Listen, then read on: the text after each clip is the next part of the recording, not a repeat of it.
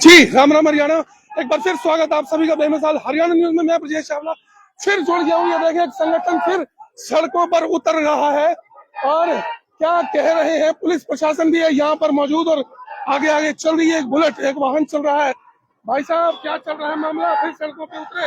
ये दरअसल जो आपको पता होगा बाकायदा, तो मेरठ में जो एक हमारी बहन बेटी के साथ जो बदतमीजी हुई है, उसकी माँ को जो है ना, उसकी माँ की हत्या कर दी है। और देश भर में जगह जगह दलितों पे काफी ज्यादा अत्याचार हो रहे हैं। तो भारतीय समन्वय संगठन लक्ष्य है यह इन सभी अत्याचारों की भर्त्सना करता है और उनके विरोध में आज ये रैली निकाली जा रही है। जी, कहाँ पर ये निकल रही है रैली, कहाँ तक लेकर जाएंगे आप? ये यहाँ से जो बीके, ये आपका नीलम चौक है, यहाँ तक जाएगी और वहाँ से वापसी होते हुए बीके चौक पर वापस आएगी।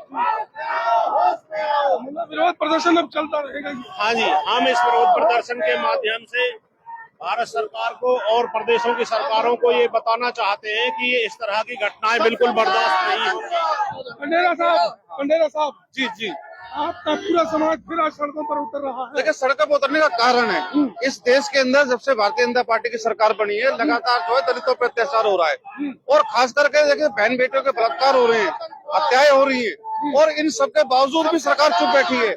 देखने वाली बड़ी बात यह है कि अभी तक जिन मामलों में ये घटनाएं सामने आई हैं, किसी भी एक्यूज की गिरफ्तारी नहीं हो रही है। प्रशासन बिल्कुल फेल है, सरकार बिल्कुल फेल है, व्यवस्था बिल्कुल फेल है। दलितों के ऊपर ये जो अत्याचार दलितों के ऊपर जो ये अत्याचार हो रहा है ये बर्दाश्त से बाहर हो चुका है। मजबूरन हमें सड़कों पर उतरना पड़ रहा है। सरकार गूंगी बहरी बनी हुई है। आज महिलाओं के साथ बलात्कार हो रहा है, बहन बेटियों के साथ बलात्कार हो रहा है, हमारे दलित समाज के युवाओं को जो है सरेआम हत्या कर दी जा रही है। ये बर्दाश्त से बिल्कुल बाहर हो चुका है। मजबूरन हमें सड़कों पर उतरना पड़ा। सरकार ये बेशर्मी का जो अपना चोला पहन रखा है, चोले को उतारे, वरना ये भीड़ आपको ये कम नहीं है। अभी जब अगर हम ये पूरा समाज सड़कों पे जब आएगा, इसके सरकार के चक्के जाम कर दिए जाएंगे। अभी आपने मेरठ के अंदर देखा, मेरठ के अंदर जिस प्रकार से प्रशासन ने भाई चंद्रशेखर आजाद को रोकने की कोशिश करी है, ये गलत है। जो आवाज उठाता है उसकी आवाज को दबाने की कोशिश करी जा रही है। ये आवाज दबने वाली नहीं है, ये दलितों की आवाज है। ये सड़क से संसद तक गूंजेगी और हमारे संसद के अंदर जो बैठे हुए विधायक हैं, जो भारतीय जनता पार्टी के गुलाम बने हुए बैठे हैं, जो विधायक बैठे हुए हैं, मैं उनसे कहना चाहूंगा, अगर आपके अंदर समाज का खून है, अगर आप दलित हो और आप दलित के बच्चे हो, तो तुरंत इस सरकार से इस्तीफा दो। 195 से ज्यादा दलित सांसद है इस देश की सरकार में। वो अगर चाहे तो एक दिन भी सरकार गिर सकती है। मैं उन सांसदों को कहना चाहूंगा कि अगर दलित समाज का खून आपके रगों में बहता है तो आप सरकार से इस्तीफा दो और इस दमनकारी सरकार को, आपकी ही आवाज उठा रहे हैं हम। आप एक सरकार को, आपकी आवाज पूरी आ रही है हमारे पास। गौतम जी, आपका पूरा समाज आपके साथ है, क्या कहेंगे? सड़कों पर उतरने का बड़ा, मुझे लग रहा है कि बड़ा कारण होगा कोई ना।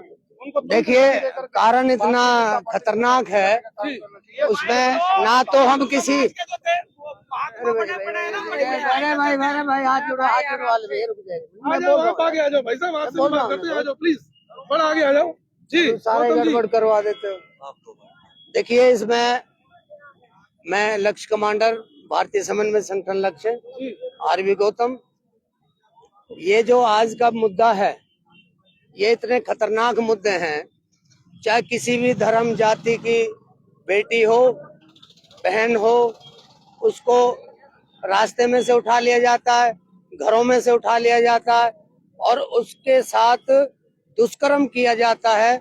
और बहुत सारे केस ऐसे हैं कि दुष्कर्म के बाद उसकी हत्या भी कर दी जाती है। और ये जितने भी कांड हो रहे हैं, छोटी छोटी बच्चियों के साथ दुष्कर्म किए जा रहे हैं। और जो दबंग किस्म के लोग हैं, एक बंचारी का मामला आया था, एक छोटे से बच्चे को, वहाँ भी आ रहा हूँ। तो जो छोटी छोटी बच्चियों के साथ बलात्कार करके उनकी भी हत्या कर दी जाती है। और कानून के नाम पर, कार्रवाई के नाम पर ये जो गवर्नमेंट है, सरकार है, ये 0/0 रहती है। ऐसे अभी बंचारी में आदित्य वाल्मीकि, जो एक 12 साल का बच्चा था, उसको झूठे आरोप लगा करके एक 12 साल के बच्चे को इतना प्रताड़ित किया, इतनी यातनाएं दी, अमानवीय यातनाएं उसको दी। तो उसके जो दोषी हैं उन सबको गिरफ्तार किया जाए। जो दुष्कर्म के दोषी हैं उनको फांसी का प्रावधान करे सरकार, उनको फांसी हो। और जो हत्यारे हैं, अभी अभी मेरठ में आपने देखा होगा, मेरठ में 2 माँ बेटी वो अपने खेत में जा रही थी और वहां रास्ते में गांव के दबंग लोगों ने, लड़कों ने उस लड़की को उठा लिया, अगवा किया। जब माँ ने विरोध किया तो एक तेजधार हथियार से उस माँ के सिर में फ्रैक्चर कर दिया और वो 2 घंटे बाद उसकी माँ की डेथ होगी। लेकिन उसके बावजूद भी दोषीगण उस लड़की को उठा के ले गए, उसका अपहरण कर लिया। प्रशासन ने कार्रवाई के नाम पे प्रशासन कहती है कि हमें 48 घंटे चाहिए, लेकिन 48 घंटे किस लिए चाहिए? क्योंकि दोषियों ने ये कह दिया होगा कि 48 घंटे तक आपको कोई कार्रवाई नहीं करनी है, उसके बाद आप कार्रवाई करेंगे। तो इसी तरीके से मतलब पुलिस प्रशासन पर भी आप आरोप लगा रहे हैं? बिल्कुल आरोप लगा रहे हैं, क्योंकि पुलिस प्रशासन उत्तर प्रदेश का वो नाकारे साबित हो रहा है। योगी सरकार लॉ एंड ऑर्डर में फेलियर साबित हो रही है। जबकि एक तरफ वो दावा करते हैं, दूसरे नारे देते हैं बेटी बचाओ बेटी पढ़ाओ, दूसरी तरफ बेटियों के साथ इन्हीं के तमाम लोगों ने जो सत्ता में बैठे हैं, उनके ही लोगों ने बहन बेटियों के चीर हनन का काम किया है। दूसरी तरफ हम देखते हैं तो जो योगी सरकार है वो कहती है कि उत्तर प्रदेश में लॉ एंड ऑर्डर सबसे मजबूत है। अब उत्तर प्रदेश में अभी रात गौतम जी के सड़कों पर आप उतरे, अभी क्या मांग करते हैं सरकार से? हम मांग ये करते हैं कि जितने भी दुष्कर्म के दोषी हैं उन तमाम लोगों को एक कड़ी से कड़ी सजा हो और जो हत्यारे हैं उनको सजा हो, गिरफ्तार करे। सरकार कानूनी दायरे में रह के संवैधानिक तरीके से काम करे और जो गरीब लोग हैं, दलित लोग हैं, महिला हैं, इस देश की तमाम महिलाएं किसी धर्म जाति की हैं, उन तमाम महिलाओं का सुरक्षा के लिए सरकार काम करे, ताकि इस देश में हर महिला ये महसूस करे कि ये हमारा देश है और हम इस देश में आजाद हैं। गौतम जी मेरा एक सवाल है, बड़ा महत्वपूर्ण सवाल, थोड़ा सा कड़वा है, ये बता दूं आपको। जी। आपका जो समाज है, दलित समाज, बड़ा मजबूत समाज है। यहाँ पर छोटे छोटे बच्चे भी है, देख रहा हूँ मैं, 12-10 साल का बच्चा भी है। महिलाएं आपके साथ खड़ी है, पुरुष आपके साथ खड़े हैं, युवा साथी आपके साथ खड़े हैं। उसके बाद भी मैं एक कड़वा सवाल कह रहा हूँ, इतने कम लोग क्यों हैं? आपका समाज तो बहुत मजबूत है। देखिए, ये जो आज का प्रदर्शन है शॉर्ट नोटिस पे प्रदर्शन है। अच्छा।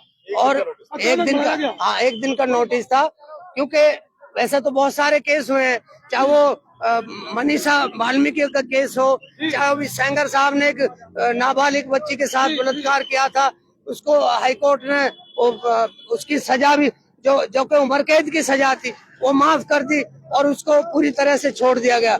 ये तो सुप्रीम कोर्ट का हम शुक्रगुजार करेंगे कि दुष्कर्म के दोषी और हत्यारे कुलदीप सेंगर को दोबारा से हाईकोर्ट के फैसले पर रोक लगाकर और उसको जेल भेजने का काम किया सुप्रीम कोर्ट का। अभी जो धन्यवाद। ये अभी शांतिपूर्वक आपकी यात्रा चल रही है, कहाँ तक जानी है, कितना रूट है इसका? देखिए, ये हमारा शॉर्ट नोटिस पे प्रोग्राम था और ये शॉर्ट नोटिस पे हम लोग शॉर्ट ही इसको करेंगे।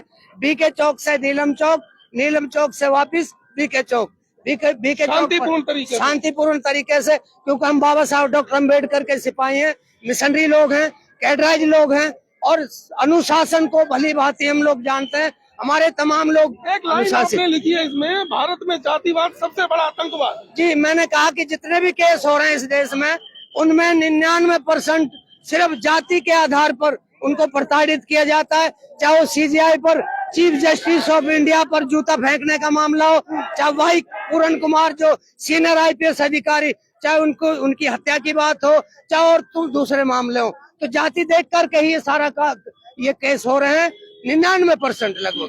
तो बता दें आपको, ये दलित समाज जो है, कहीं हमारे मित्र भाई सहयोगी पूरे देश को हर वक्त जो है समर्थन देने वाले, और आज सड़कों पर उतरे हैं, बड़ी समस्या, बड़ी गंभीर सवालों के साथ है यहाँ पर। महिलाएं, पुरुष, बच्चे सभी यहाँ पर। जी भाई साहब, समस्या तो बड़ी गंभीर है। मुझे जो ये दलित उत्पीड़न की घटनाएं जब से मोदी जी की सरकार है, हाथरस हमने देखा, बलरामपुर हमने देखा, दिल्ली के अरुण वाल्मीकि, आगरा हत्याकांड जो लोकसभा में प्रियंका जी ने उठाया वो हमने देखा, और गणेश वाल्मीकि हिसार हत्याकांड हमने देखा। उसके बाद बंचारी का जो मामला राष्ट्रीय स्तर पर है, जहाँ एक 12 साल के मासूम बच्चों को, आप तख्तियां भी देख रहे होंगे आदित्य के इंसाफ के लिए, ये आपके पुलिस साथ प्रशासन- मैंने आपके साथ जी, एक खबर चलाई थी। खबर भी किया आपने। पंचारी दलित गाँव की। दलित दलित उत्पीड़न की वो घटना जहां सरकार का पलवल का मंत्री गौरव गौतम संरक्षण में, पुलिस संरक्षण में खड़ी है, जब धाराओं को काटा जाता है, जब पुलिस एंटीसिपेटरी बेल में मदद करते हैं, हाई कोर्ट में दोषी बेल लगाते हैं एंटीसिपेटरी आदित्य मामले में, लेकिन दुर्भाग्य की बात यह कि मेरे को पुलिस से मैसेज नहीं मिलता, जबकि एज पर लो इतने हाईलाइट मामले में, दलित उत्पीड़न के मामले में, इतना क्रूर मामला था वो पंचारी गांव का आदित्य का, उस मामले के अंदर जहां पर मुझे नोटिस करना चाहिए था, नहीं किया मुझे नोटिस। 3:23 जब गहरी नींद में व्यक्ति होता है तब वो नोटिस किया गया, तो दुर्भाग्य की बात है। और ये लड़ाई एक राष्ट्रव्यापी आंदोलन का रूप लेगी। मुझे राहत इंदौरी की वो पंक्ति याद आ जाती है कि उन्हें सूरज के घराने में रखा जाता है, हमें आखिरी खाने में रखा जाता है, जालिम को एहसास दिए जाते हैं, मजलूम को थाने में रखा जाता है। तो दुर्भाग्यपूर्ण है। हम चेताना चाहते हैं हरियाणा के मुख्यमंत्री, डीजीपी हरियाणा को, अगर आदित्य पंचारी के मामले में सैलोटी सतीश हत्याकांड और मोदी जी जो मेरठ में हमारी बेटी के साथ जो हुआ है, सरदरा में, कपसड़ा गांव में, अगर इन वारदातों पर या भाजपा की सरकार मुखदर्शक रहेगी तो हरियाणा में राष्ट्रव्यापी आंदोलन हम करेंगे। जो परिणाम निकलेंगे उसकी जिम्मेदारी सरकार की होगी, मुख्यमंत्री और डीजीपी की होगी। तो बता दें आपको, ये बड़ा प्रदर्शन हो रहा है और देखिए महिलाएं, पुरुष, बच्चे यहाँ पर, छोटी छोटी बच्ची भी है यहाँ पर, बच्चे यहाँ पर तख्तियां लेके घूम रहे हैं, सड़कों पर उतरे हैं दलितों के सम्मान में। लक्ष्य है मैदान में, माँ बहन बेटियों के बलात्कारियों को फांसी दो, ये देख रहे हैं आप। युवा समाज यहाँ पर है, इनके साथ में वाल्मीकि समाज है और लाइन बना के शांतिपूर्ण तरीके से चल रहे हैं और कुछ मांगे रख रहे हैं सरकार से। तो अभी देखते हैं इनकी जो मांगे है सरकार उस पर क्या काम करती है। जुड़े रहिए मेरे साथ, फिर लाइव होंगे, दिखाएंगे शहर की तमाम खबरें। तब तक के लिए नमस्कार, जय हिंद।